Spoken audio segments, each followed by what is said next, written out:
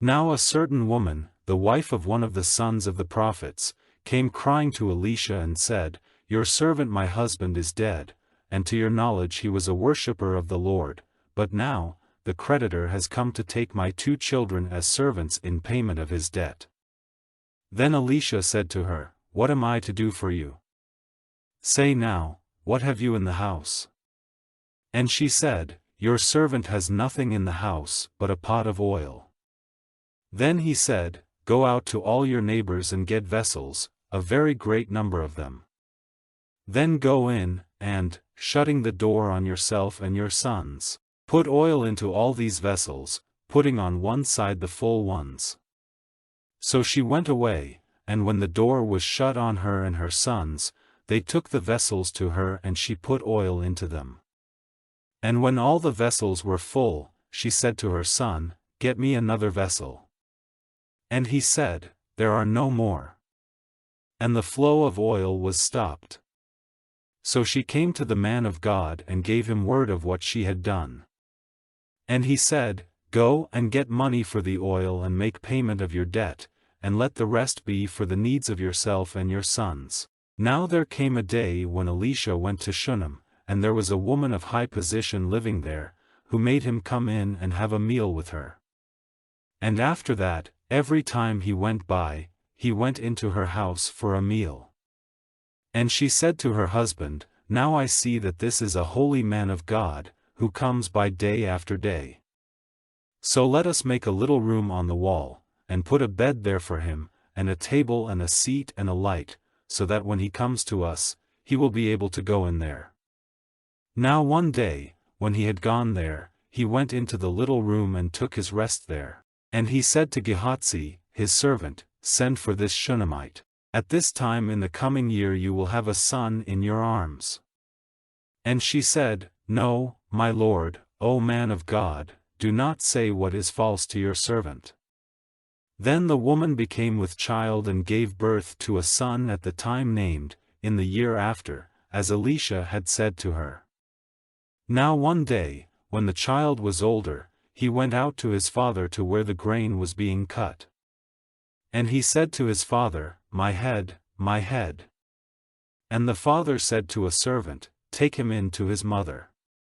And he took him in to his mother, and she took him on her knees and kept him there till the middle of the day, when his life went from him. Then she went up and put him on the bed of the man of God, shutting the door on him, and went out. And she said to her husband, "Send me one of the servants and one of the asses so that I may go quickly to the man of God and come back again." And he said, "Why are you going to him today? It is not a new moon or a Sabbath." But she said, "It is well." Then she made the ass ready and said to her servant, "Keep driving on, do not make a stop without orders from me." So she went, and came to Mount Carmel, to the man of God. And when the man of God saw her coming in his direction, he said to Gehazi, his servant, "See, there is the Shunammite, go quickly to her, and on meeting her say to her, 'Are you well? And your husband and the child, are they well?' And she said in answer, 'All is well.' And when she came to where the man of God was on the hill, she put her hands round his feet, and Gehazi came near with the purpose of pushing her away. But the man of God said, 'Let her be, for her soul is bitter in her, and the Lord has kept it secret from me, and has not given me word of it.' Then she said, 'Did I make a request to my Lord for a son? Did I not say, do not give me false words?' Then he said to Gehazi, 'Make yourself ready, and take my stick in your hand, and go. If you come across anyone on the way, give him no blessing, and if anyone gives you a blessing, give him no answer. And put my stick on the child's face.' But the mother of the child said, 'As the Lord is living and as your soul is living, I will not go back without you.' So he got up and went with her. And Gehazi went on before them and put the stick on the child's face, but there was no voice, and no one gave attention. So he went back, and meeting him gave him the news, saying, 'The child is not awake.' And when Elisha came into the house he saw the child dead, stretched on his bed. So he went in, and shutting the door on the two of them, made prayer to the Lord. Then he got up on the bed, stretching himself out on the child, and put his mouth on the child's mouth, his eyes on his eyes and his hands on his hands, and the child's body became warm. Then he came back, and after walking once through the house and back, he went up, stretching himself out on the child 7 times, and the child's eyes became open. And he gave orders to Gehazi, and said, Send for the Shunammite. And she came in answer to his voice. And he said, Take up your son.